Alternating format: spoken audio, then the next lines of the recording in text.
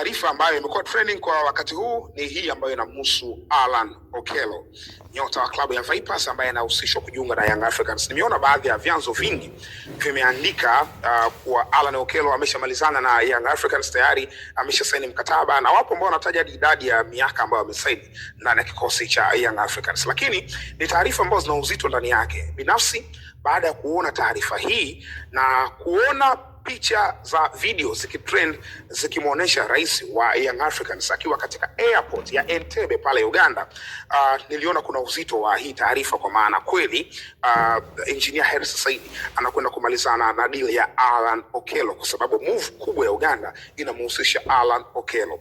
Sasa nilichokifanya, kafanya mawasiliano na baadhi ya waandishi kutoka Uganda, kutoka katika chombo cha kuaminika kabisa cha kimichezo Uganda, Kawowo Sports, na kwenyewe wakanithibitishia taarifa kwamba yes, Allan Okello anaelekea Young Africans na rais wa Young Africans tayari ameshaingia Uganda. Sasa rais wa Young Africans amefika Uganda ambako Allan Okello yupo na klabu yake ipo ya Vipers. Vipers ni klabu ambayo inamilikiwa na Lawrence Mulindwa ambaye alikuwa rais wa chama cha soka cha Uganda FUFA kabla ya ujio wa Hashim Magogo.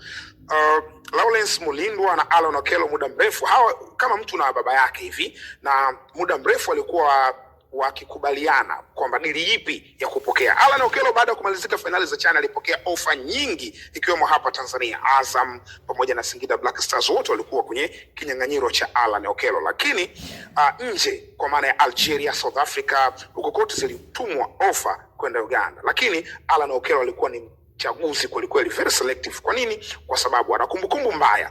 Wakati anatoka KCCA akiwa mdogo kabisa, kwenye performance bora kabisa, alienda zake Algeria kwenye klabu ya Paradou. Alipofika Algeria alitarajiwa kufanya makubwa sana, lakini mambo hayakwenda sawa, hivyo alirudishwa nyumbani kwa mkopo kwenye kikosi cha KCCA, na baadaye moja kwa moja akaenda kujiunga na Vipers kama mchezaji huru. Kwa hiyo hakutaka kukurupuka kwenda katika timu ambayo anahisi itakuja kufanya kama ilivyokuwa kwa upande wa Paradou. Hivyo alikuwa ni mteuzi sana, na Young Africans ndio timu ambayo ameichagua yeye mwenyewe.